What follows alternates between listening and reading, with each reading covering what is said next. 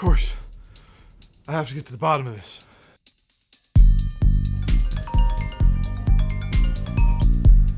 What? David, I had a dream. I don't care. Bro, it's 7:30 in the morning.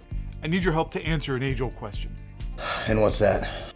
The question to answer all questions that bass players wrestle with. To shadow or not to shadow?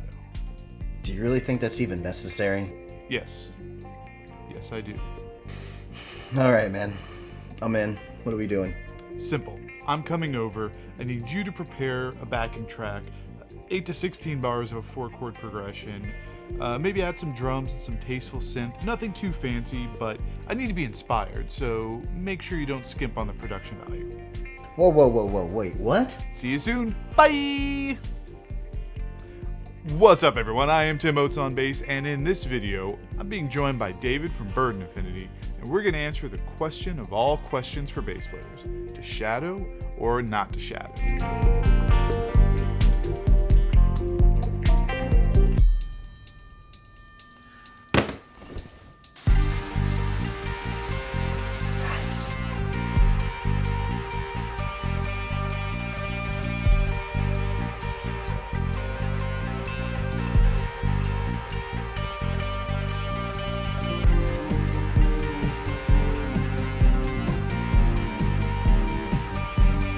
How's it going? Good lord, man.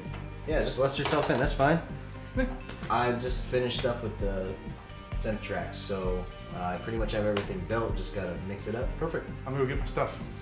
You do that. Alright, so I'm joined by David, who is in not only Bird and Affinity, but also for Penny Coffin, which you've heard me talk about on this channel. So David, you put together a little something for me, didn't you? Yeah. I wrote the chords down for you. Oh. Some of them are kind of weird, so I figured this might help you. I'll put these below. There's a lot going on here. Alright, so by looking at this, it looks like it's essentially the roots are G sharp, G, D sharp, F, but it's a rotation. All the roots stay the same. Okay, so 16 bars, the roots are staying the same. The end, it looks like, ends on a C for what, 2 bars and then a turnaround? Correct. Okay. Alright, let me hear it.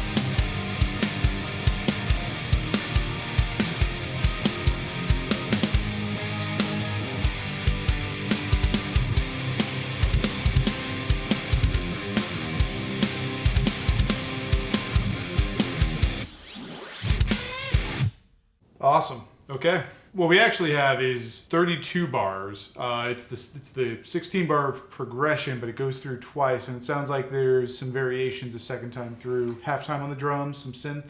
Correct. Yeah, I wanted to give you some more options. So here's what I'm thinking. I'm gonna go through. We'll do half and half. First time, I'm gonna go through and just do straight shadowing, and on the second time through, that second half where the drums go halftime, I'm going to play with the rhythm that I'm doing. Still staying in the shadowing of the root notes, but play with the rhythms and see if I can't get a little bit of a variation just in the feel through that. All right, let's do it. 1, 2, 3.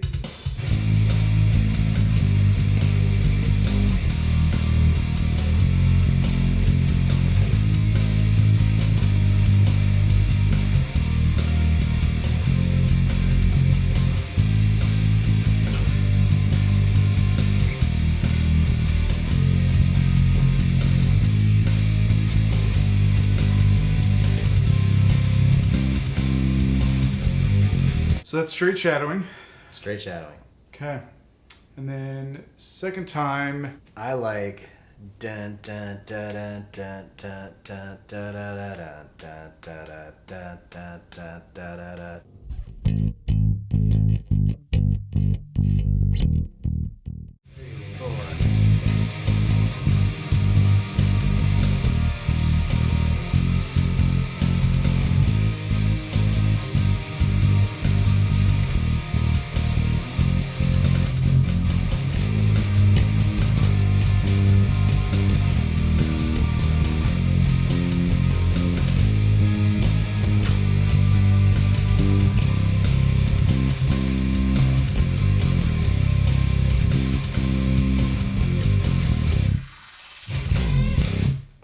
Nice. So what I ended up doing there, per David's suggestion on the rhythm, was a little bit more of a staccato rhythm, really breaking it up and making it choppy. And then when the drums came back in and kind of did a like a third rhythm halfway through, I just went to octaves where I took the actual rhythm and just started doing octaves. Still shadowing, still the same notes. Let's get a little more complicated.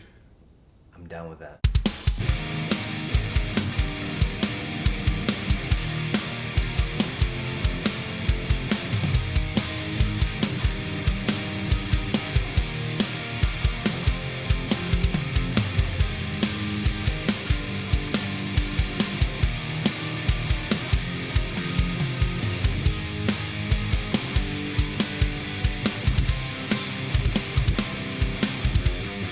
What I'm going to do is I'm going to start on the root, establish that, but then I'm going to start playing with variations around your chord notes.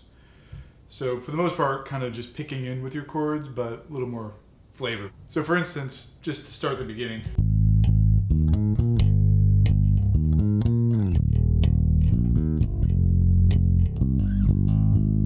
So there's an occasional note that's not in, but it's really more for the transition. But for the most part, it's just sticking with kind of arpeggiating what you're doing in the chords.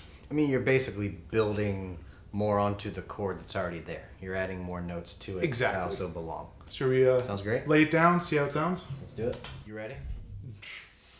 You're never ready. Never ready. All right. 1, 2, 3.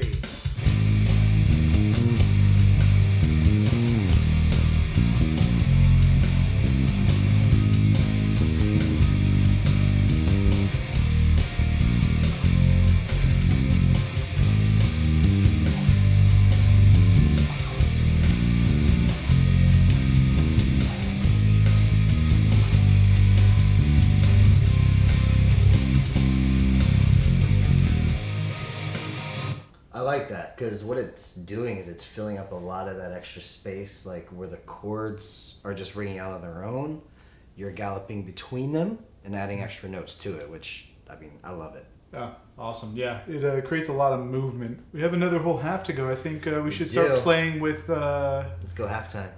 halftime. Maybe try some chords, Yeah, some dyads. let's try something like that. With the synths, basically you're doing root and the high note, which is typically the color note, right? In the chord? Yes. Okay. Yes. So for most of these, it's going to be like your second or ninth, your thirds, augmented sevenths, things like that. All of those. Okay. Everything my pinky's doing. Okay. The pinky notes. The pinky Let's notes. call them pinky notes. Okay.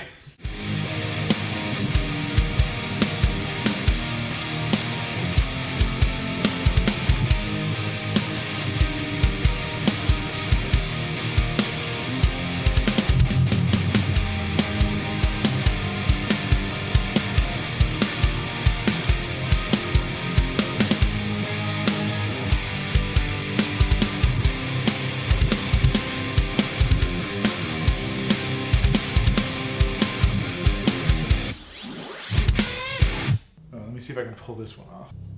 Yeah. That's a fat no. It sounds great. I know. Oh, it sounds so good. It's not gonna work. Tap it. There you go. What if you galloped between them? Can you swap hands and hit here and be like, bang, and then tap it together? All right, so the board met, the board being the two of us, and we decided to... Abort mission. Yeah. Gotta remember, this is the bass line, and it has a job to do. And at the point where I'm starting to like swap hands to do tapping, that job is being abandoned. 1, 2, 3, go.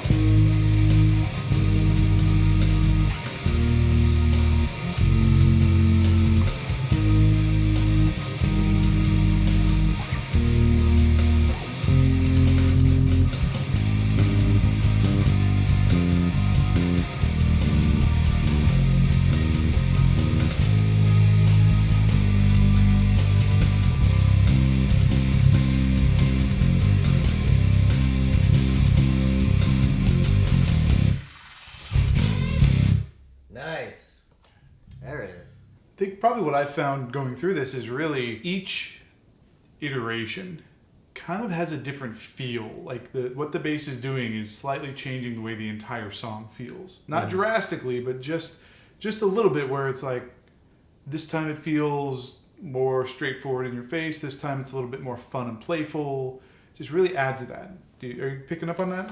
I definitely agree. And I almost feel like we could take all 4 different takes of this and literally chop them in half and then just piece them all together to where it just gets more and more and more interesting as it goes through. It could be an interesting little experiment.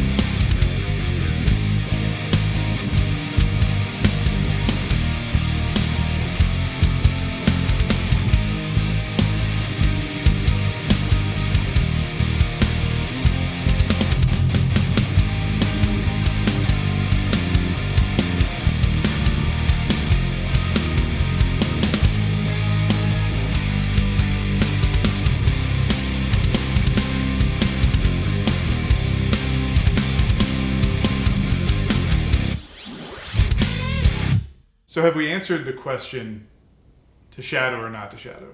We did answer the question. It depends. I think you're right. Yeah, I mean, it depends on the mood of the song, the feel of the song, depends on what you're going for. It depends on, just where you think it's needed. Yeah. I mean, right here we've got 4 examples of different approaches for bass lines, and all 4 of them work. I agree. And I would always recommend to start with your shadowing, because, I mean, you might skip past that part and realize that's all it really needs. Moral of the story is you got to write for the song. So big thanks to David for joining me today. Hopefully you enjoyed this video. You got something out of watching me and David stumble through 4 different bass lines. If you did, please give it a like. If you have any thoughts, any comments you want to talk about the lovely David Lay here, please drop some comments and let him know how much you appreciate him showing up in the video. And if you haven't subscribed to the channel yet, please make sure you do that. If you ring the little bell, you get notified when I drop videos just like this one. Show the band some love. Thank you. You keep making beautiful music. Thank you for being beautiful and here with me, and I will see you in the next video. That's what she said. That's being cut out. Come on!